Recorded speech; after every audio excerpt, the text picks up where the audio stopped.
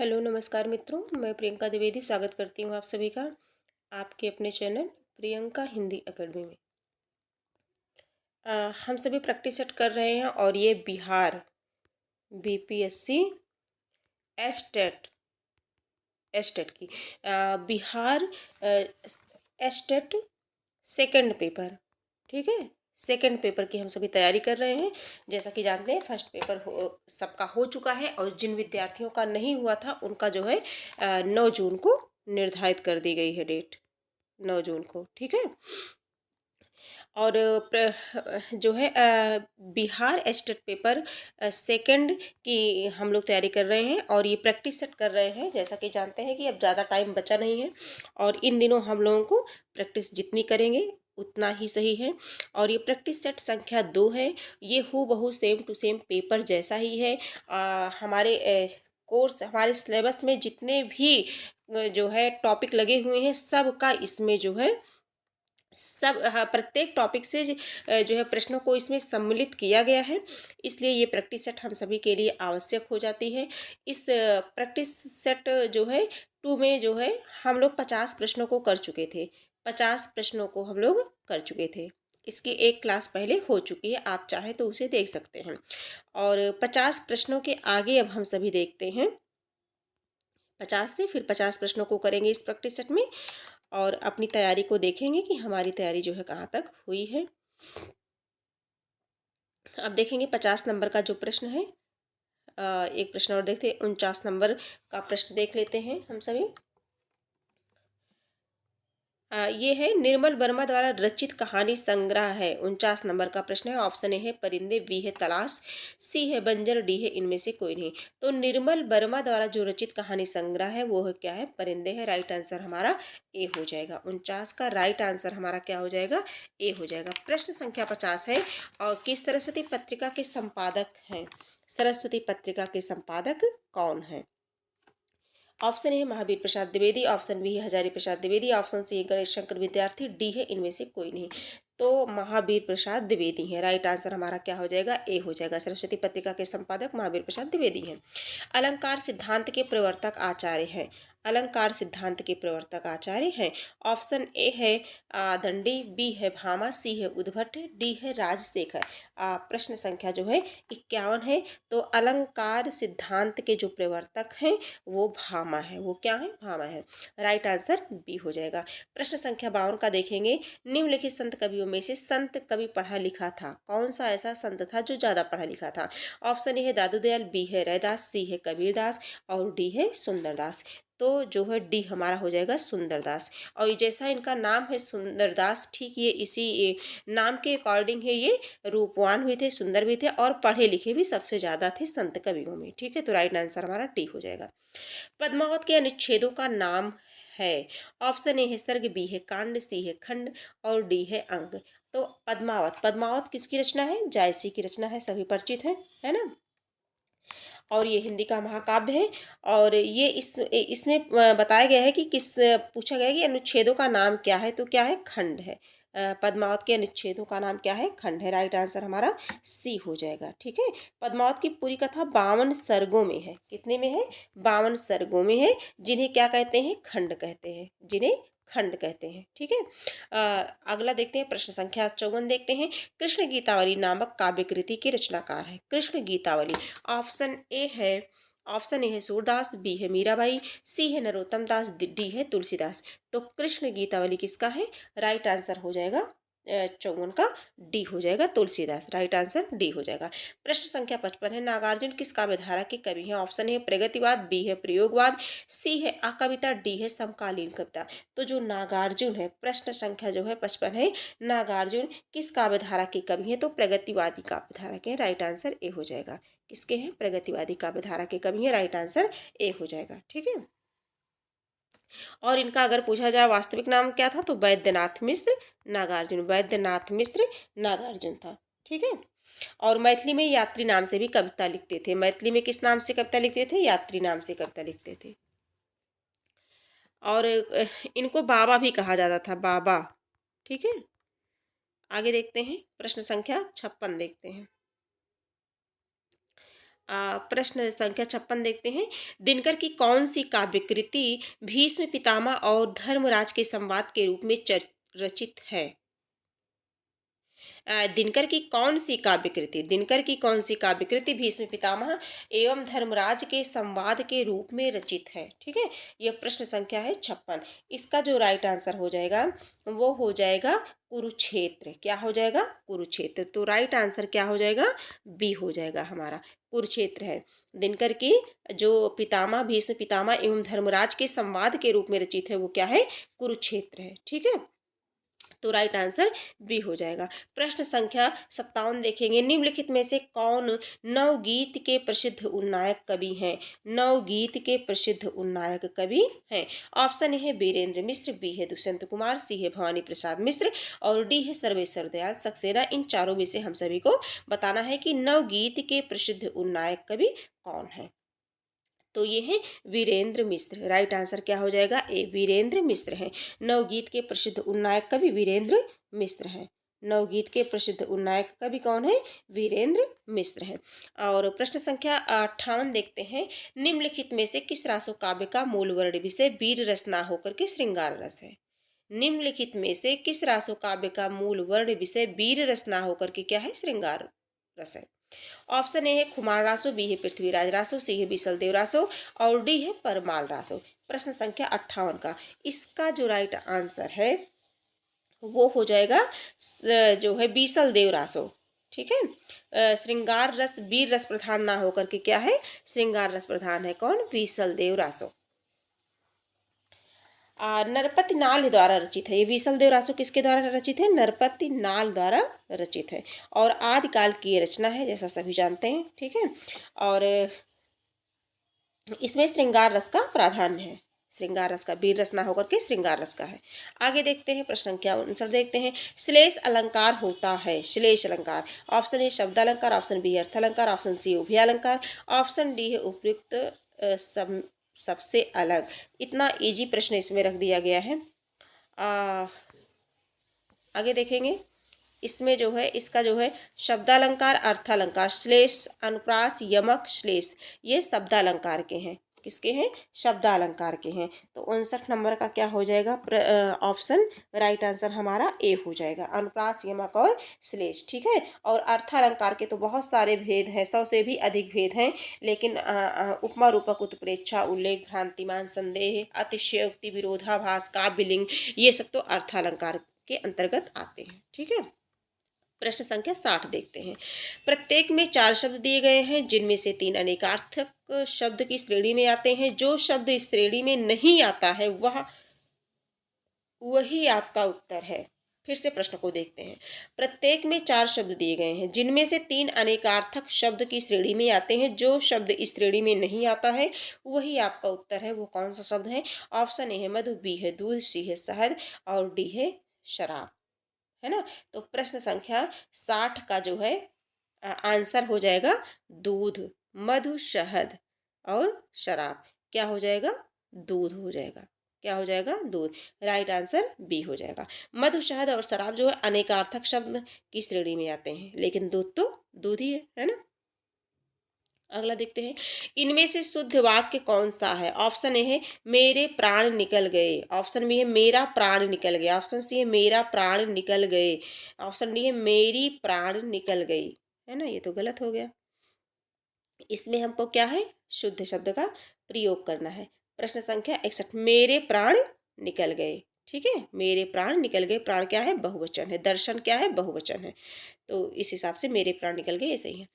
अब प्रश्न संख्या 62 है। बोलगा से गंगा किसकी रचना है? ऑप्शन ए श्याम सुंदर दास, ऑप्शन बी है सरदार पूर्ण सिंह की, ऑप्शन सी है राहुल सांकृत्यायन की, डी है डॉक्टर नगेंद्र की।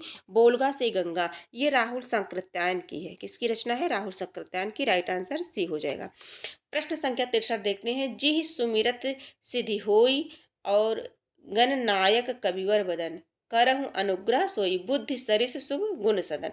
उपयुक्त पंक्तियों में छंद है। देखिए, छंद से भी, काव्य शास्त्र से भी प्रश्न इसमें सम्मिलित किए गए हैं। प्रत्येक टॉपिक से प्रश्न इसमें लिए गए हैं। देखते हैं इसका जो राइट आंसर है, ये जो दोहा है जो हम लोगों ने ऊपर पढ़ा, जिम सुमिरत सिद्धि होई और गणनायक कविवर बदन, करहु अनुग्रह सोई। इसमें इन पंक्तियों में कौन सा छंद है? दोहा है, ऑप्शन ए है, बी है सोरठा है, सी है बरबे है और डी है रोला है। तो इसमें क्या है? सोरठा है, जैसा कि पढ़ने से ही स्पष्ट हो गया है ना, क्या है? सोरठा है। और दोहे का ठीक उल्टा क्या होता है? सोरठा होता है। ठीक है, प्रश्न संख्या 64 देखते हैं।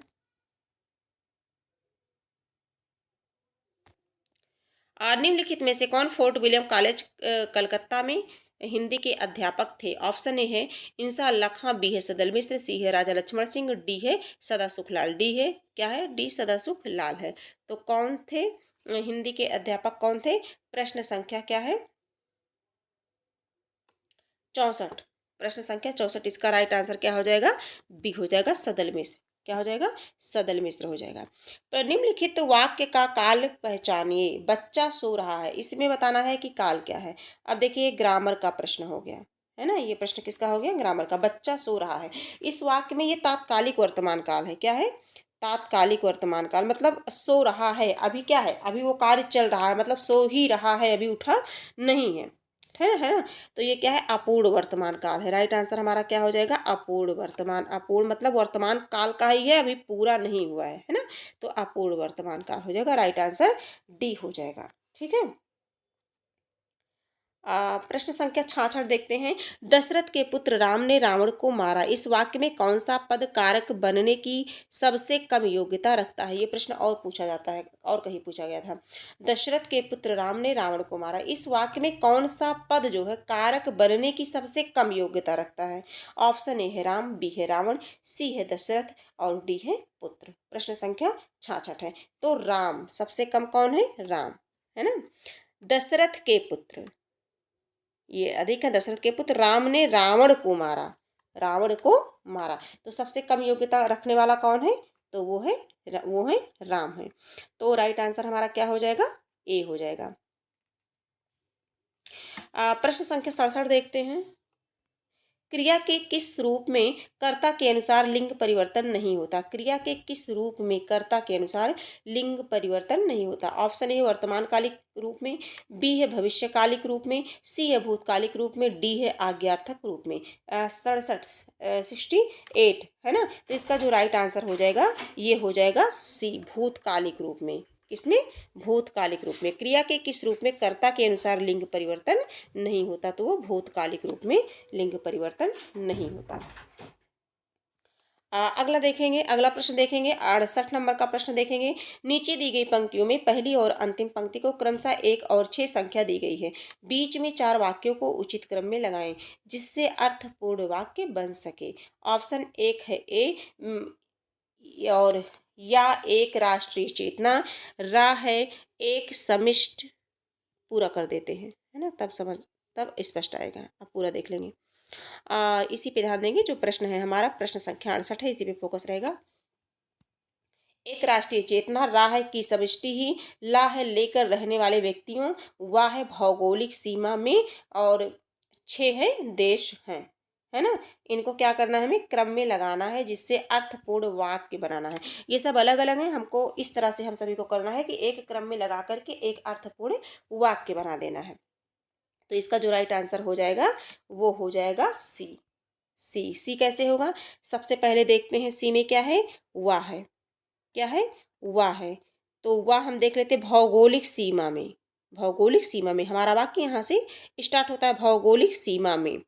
अब अब हम देखते हैं एक राष्ट्रीय चेतना।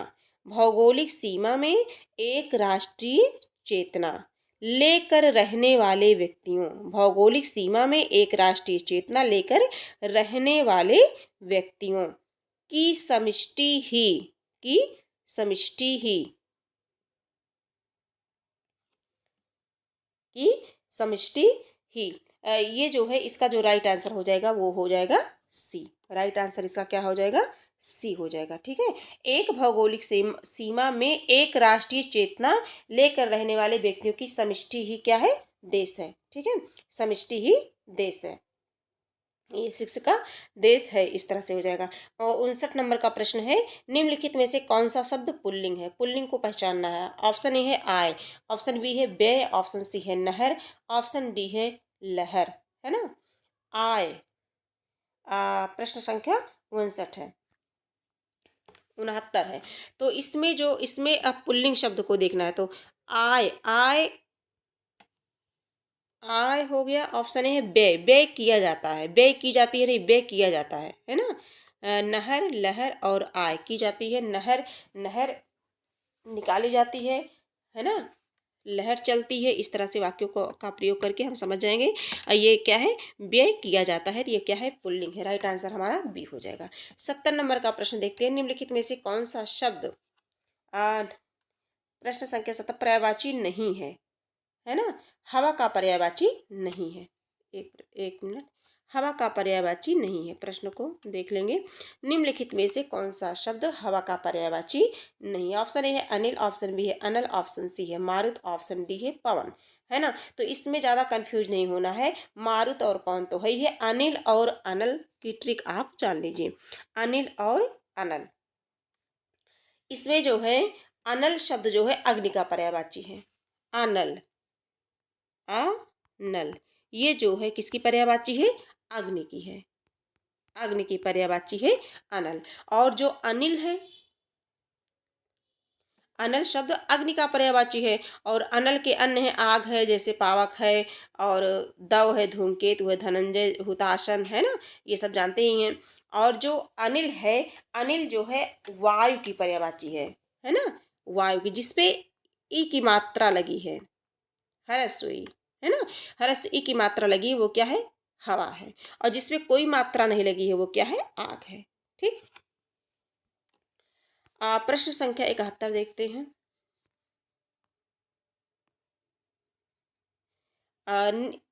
ई प्रत्यय किस शब्द में नहीं है, प्रत्यय से संबंधित प्रश्न है। ई प्रत्यय किस शब्द में नहीं है। ऑप्शन ए है तेली, ऑप्शन बी है चमेली, ऑप्शन सी है माली, ऑप्शन डी है अलबेली। तो ई प्रत्यय इसमें बताना है किसमें नहीं है। 71 नंबर का जो प्रश्न है उसे देखेंगे तो चमेली में नहीं है, चमेली में नहीं है। राइट आंसर हमारा बी हो जाएगा। अगला प्रश्न है 72 नंबर का, रसों की संचारी भावों की संख्या कुल कितनी है। ऑप्शन ए है 23, ऑप्शन बी है 27, सी है 33, डी है 37। तो कुल कितनी है, 33 है। मुख्य रूप से कितनी है, 33 है। ठीक है। 73 नंबर का प्रश्न है, धनुर्बाण में किस तरह का समास है। धनुर्बाण में किस तरह का समास है। ऑप्शन ए है तत्पुरुष, बी है बहुब्रीहि, सी है कर्मधारय और डी है द्वंद्व समास। तो धनुर्बाण में कौन सा समास है, द्वंद्व है, क्योंकि इसका जो विग्रह है वो धनुष और बाण होगा। धनुर्बाण, धनुर्बाण, इसका होगा जो विग्रह होगा धनुष और, धनुष और बाण, है ना। ठीक है। दोनों, जब दोनों पद प्रधान होते हैं वहां पर जो है द्वंद्व समास होता है। तो इसका क्या हो जाएगा, धनुष और बाण में द्वंद्व समास, धनुष और बाण में द्वंद्व समास होगा। प्रश्न संख्या 74 देखेंगे, अनंत शब्द का सही संधि की सही संधि होगी अन प्लस अंत। ऑप्शन ए बी अन प्लस अंत, सी अन प्लस नंत, डी अनंत प्लस त, है ना। तो अनंत शब्द का जो सही संधि विच्छेद होगा वो अन प्लस अंत होगा। अन प्लस अंत, और अन में क्या होगा, हलंत होगा, यानी कि ना है आधा, अनंत। ठीक है। ये वाला राइट आंसर हमारा बी हो जाएगा। हमारा राइट आंसर क्या हो जाएगा, बी हो जाएगा। प्रश्न संख्या 75 है, रानी केतकी की कहानी के लेखक हैं। Option A Sadal Mishra, B है लल्लूलाल, सी है इंसा अल्लाह खां, डी है सदा सुखलाल। तो 75 नंबर का जो प्रश्न है तो इंसा अल्लाह खां है। रानी केतकी की कहानी इंसा अल्लाह खां। ठीक है। रानी केतकी की कहानी जो है इंसा अल्लाह खां। इसे उदयभान चरित भी कहा जाता है, उदयभान, उदयभान चरित भी इसे कहा जाता है। ठीक है। और लल्लू लाल की प्रेम सागर है और सदा सुखलाल की सुख सागर है। सदल मिश्र की नासिकेतोपाख्यान है। इस तरह से है। सर्वनाम को कितने भागों में बांटा गया है, मतलब कितने भेद होते हैं। ऑप्शन ए है 6, बी है 5, सी है 7, डी है 4। तो सर्वनाम के 6 भेद हैं। सर्वनाम के कितने भेद हैं, 6 भेद हैं। ठीक है। राइट आंसर ए हो जाएगा। प्रश्न संख्या 77 है, खल। ऑप्शन ए विश्वासघाती, निर्लज्ज, बी है नीच दुर्जन, सी है दुष्ट धोखेबाज, डी है खली और खरल। ठीक है। इसका जो है राइट आंसर बताना है। प्रश्न संख्या जो है 77 का जो है राइट आंसर बताना है कि कौन सा हमारा सही होगा। तो खल, खल का मतलब होता है दुष्ट, खल का मतलब क्या होता है, दुष्ट। तो इसका जो राइट आंसर हो जाएगा वो हमारा हो जाएगा, खल का जो अन्य है एक सेकंड, खल का जो अन्य अर्थ है वो हो जाएगा दुष्ट हो जाएगा, अधम भी होता है, अधम भी होता है, है ना। शठ, कुटिल, धूर्त भी होता है, दुष्ट हो गया, और क्या हो गया, नीच होता है, दुर्जन होता है, धोखेबाज नहीं। नीच और दुर्जन दोनों का मेल इसमें भी है, ठीक है। इसी में दोनों का मेल है। खली और खलर, ये खरल ये गलत है, और इसमें दुष्ट है लेकिन धोखेबाज है। नीच और दुर्जन, राइट आंसर हमारा बी हो जाएगा। ठीक। प्रश्न संख्या 78 है, निम्नलिखित में से वर्तनी की दृष्टि से अशुद्ध शब्द का चयन कीजिए। जो अशुद्ध शब्द है उनको बताना है। ऑप्शन ए शरतचंद, ऑप्शन बी है यानी, ऑप्शन सी है समश्रु, ऑप्शन डी है कवयित्री। जो अशुद्ध शब्द है, शुद्ध शब्द नहीं, बल्कि हमको अशुद्ध शब्दों को बताना है।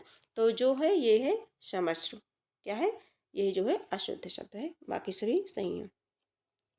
प्रश्न शब्द है 79, रिक्शा शब्द किस भाषा का शब्द है। ऑप्शन ए है अंग्रेजी, ऑप्शन बी है उर्दू, सी है तुर्की, डी है जापानी। तो रिक्शा जो है जापानी भाषा का शब्द है। रिक्शा किसका शब्द है, जापानी भाषा का। संस्कार शब्द में किस उपसर्ग का प्रयोग हुआ है। ऑप्शन ए है सम, बी है सन, और सी है शम्स, डी है संस, है ना। तो संस्कार शब्द में कौन सा शब्द का प्रयोग किया, उपसर्ग का प्रयोग है, तो सम उपसर्ग, राइट आंसर ए हो जाएगा। कौन सा उपसर्ग, सम उपसर्ग। ठीक है। प्रश्न संख्या 81 है, जगत शब्द के चतुर्थी एक वचन का रूप है। ऑप्शन ए है जगते, ऑप्शन बी है जगता, सी है जगतो, डी है जगतभ्या, है ना। जगत शब्द के चतुर्थी एक वचन का रूप होगा। जगत शब्द के चतुर्थी एक वचन का रूप होगा। ठीक है। राइट आंसर क्या हो जाएगा, ए हो जाएगा, जगते। राइट आंसर क्या हो जाएगा, ए। जगत शब्द के चतुर्थी एक वचन का रूप जगते होता है। ठीक है। और जगता ये क्या है, पंचमी विभक्ति का एक वचन है, और जगतो षष्ठी विभक्ति का है। ठीक है। अगला प्रश्न है, भगवान करे तुम जल्दी अच्छे हो जाओ उदाहरण है। विधिवाचक वाक्य, संकेतवाचक वाक्य, इच्छावाचक वाक्य, डी है विस्मयवाचक वाक्य। 82 नंबर का जो प्रश्न है वो है दिया गया ये जो वाक्य है ये क्या है, इच्छावाचक वाक्य है। क्या है, इच्छावाचक है। कार्यक्रम भगवान करे तुम जल्दी अच्छे हो जाओ, इंसान अपनी इच्छा प्रकट कर रहा है ना। इच्छावाचक वाक्य है। अब 83 नंबर का प्रश्न देखते हैं। प्रश्न संख्या 83 देखते हैं। जहाँ न पहुँचे रवि वहाँ पहुँचे कवि, है ना। ऑप्शन ए कवि बहुत तर्कशील होते हैं, कवि बहुत, बी है कवि बहुत भावप्रवण होते हैं, सी है कवि बहुत विचारशील होते हैं, डी है कवि बहुत कल्पनाशील होते हैं। तो जो 83 नंबर का प्रश्न है, 83 नंबर का जो प्रश्न है, इसका जो राइट आंसर है कवि बहुत कल्पनाशील होते हैं। कवि बहुत क्या होते हैं, कल्पनाशील होते हैं। राइट आंसर डी हो जाएगा। चिंता एक है, वाक्यांश में रिक्त स्थान की पूर्ति हेतु सही शब्द है। ऑप्शन ए है रोग, बी है कष्ट, सी है व्याधि, डी है आदि। अब पढ़ते हैं। चिंता एक रोग है, बन रहा है, चिंता एक रोग है ना। नहीं, चिंता एक कष्ट है, चिंता एक व्याधि है, चिंता एक क्या है, आदि है। चिंता एक क्या है, इसका जो राइट आंसर है वो आदि है ना। राइट आंसर इसका डी हो जाएगा, चिंता एक आदि।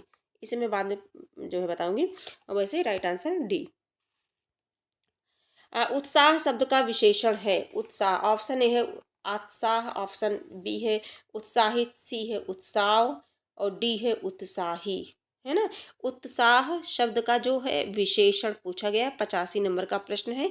उत्साहित, उत्साह का विशेषण क्या होगा, उत्साहित होगा। क्या होगा, उत्साहित। उत्साह का विशेषण 85 नंबर का जो है बी सही हो जाएगा। अगला प्रश्न है, आमिष का विलोम शब्द होगा। ऑप्शन ए है सामिस, बी है निरामिष, सी है मांसाहारी, डी है शाकाहारी। 86 नंबर का जो प्रश्न है निरामिष होगा। आमिष का विलोम शब्द क्या होगा, निरामिष। आमिष का निरामिष होगा। आकाश पाताल के बीच लगने वाला चिन्ह है ना। ये इस चिन्ह को बताना है कि आकाश पाताल के बीच में जो लगा है वो किसका चिन्ह है। ऑप्शन ए है अल्प विराम चिन्ह, बी है विस्मयादि बोधक, सी है योजक चिन्ह, डी है उद्धरण चिन्ह। तो ये कौन सा चिन्ह है, ये क्या है, योजक चिन्ह है। ये राइट आंसर हमारा सी हो जाएगा। राइट आंसर हमारा सी हो जाएगा। अब देखते हैं अल्प विराम को, हम देख लेते हैं। अल्प विराम जो है हमारा ऐसे है, ये क्या है, ये अल्प विराम का चिन्ह है। ठीक है, बीच में जो बना है। और जो विस्मय बोधक है, एक छोटी सी पाई फिर नीचे ऐसे बिंदी हो जाती है, एक छोटी सी पाई फिर नीचे बिंदी, ये क्या है, विस्मय बोधक है। और उद्धरण जानते हैं, है ना, जैसे ये इधर से और इधर से इसे उद्धरण बोलते हैं।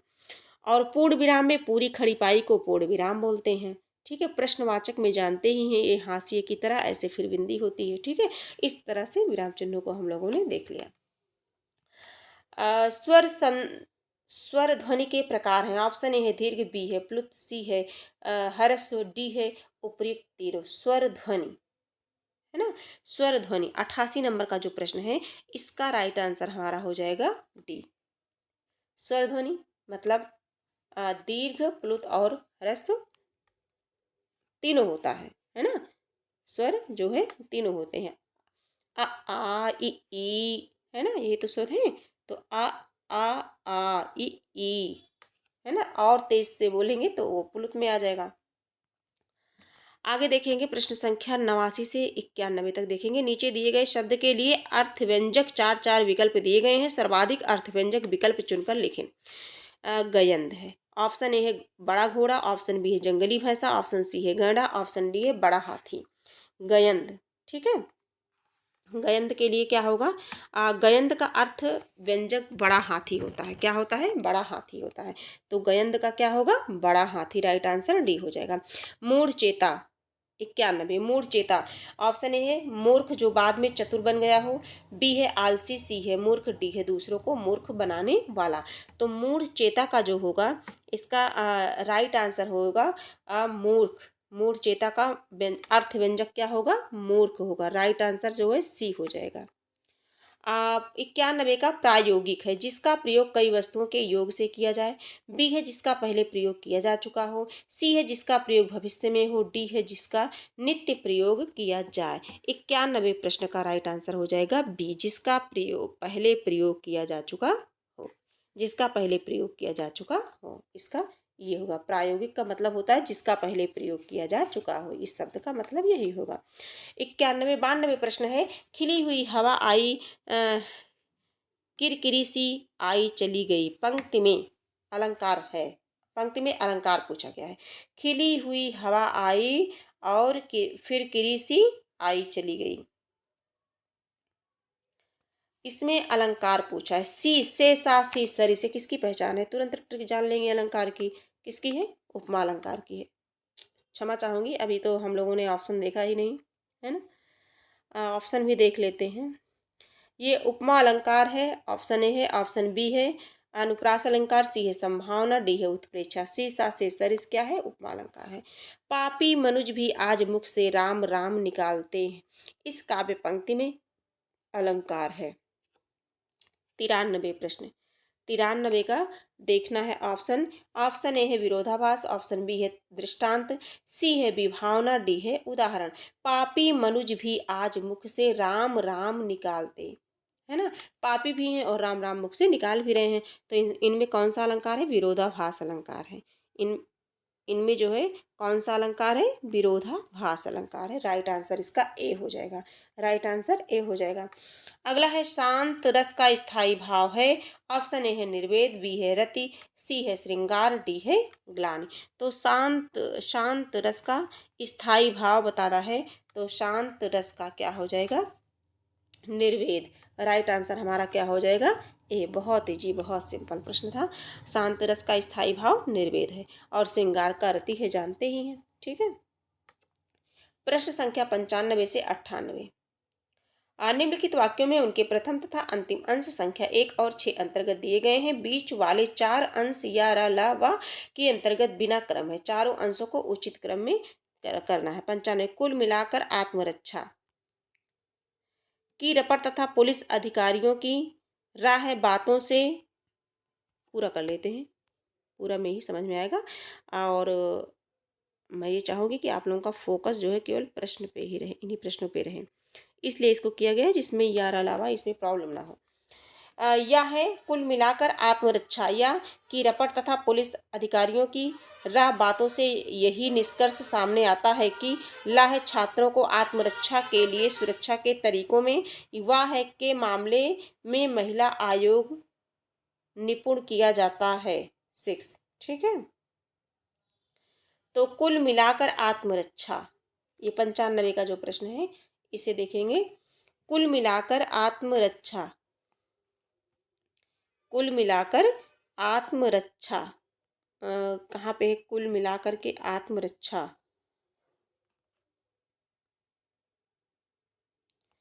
के मामले में महिला आयोग, इस तरह से करेंगे के मामले में महिला आयोग, तो के मामले में महिला आयोग सबसे पहले क्या है, के मामले में महिला आयोग, है ना, के मामले में महिला आयोग, इस तरह से करेंगे।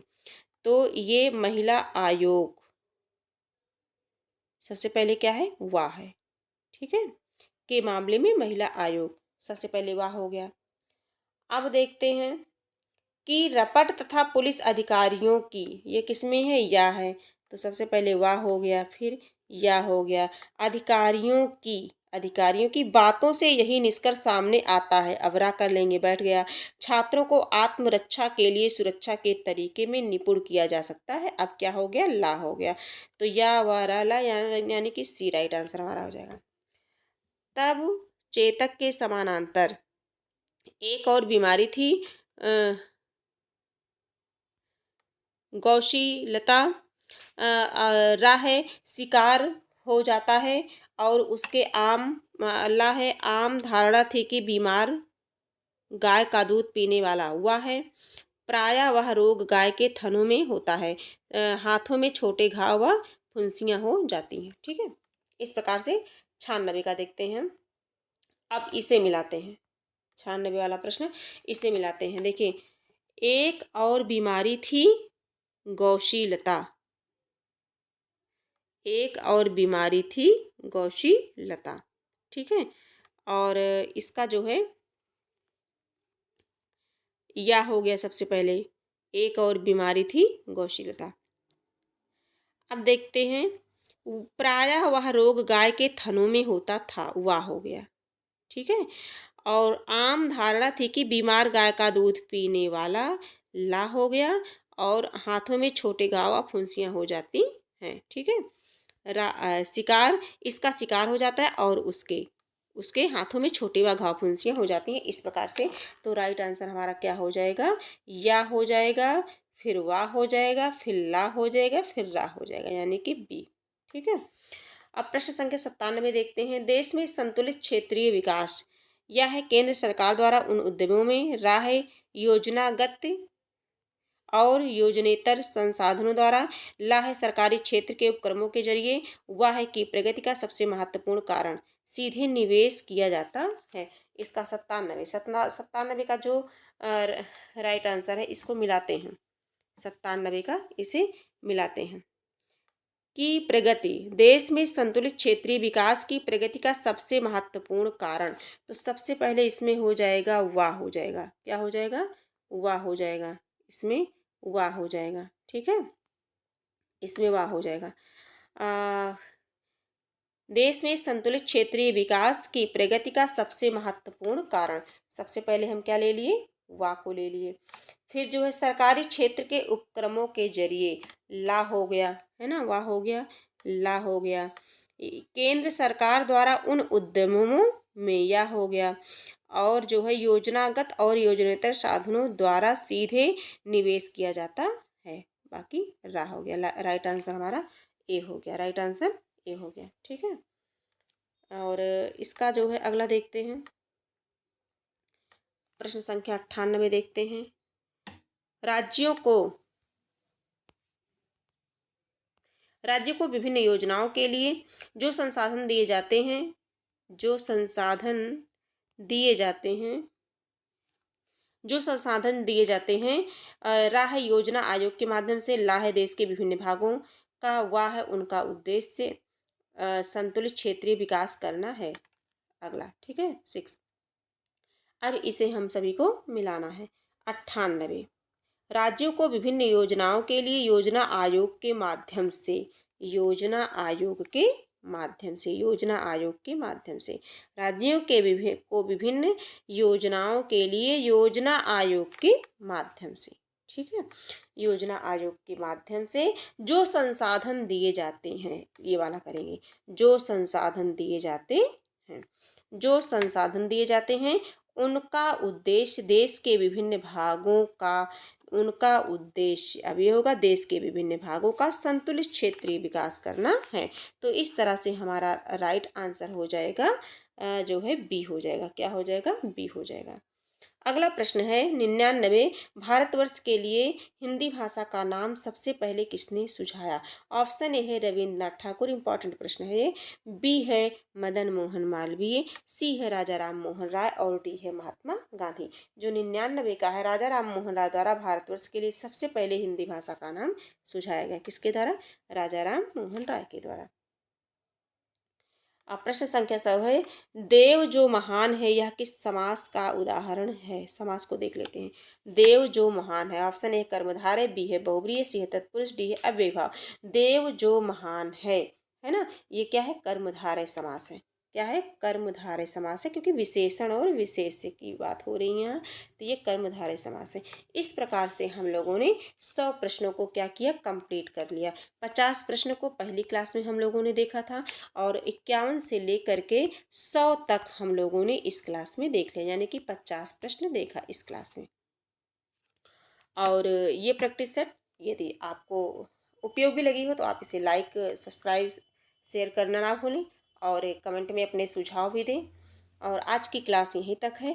अगले दिन फिर एक नए प्रैक्टिस सेट के साथ मिलेंगे। तब तक के लिए धन्यवाद।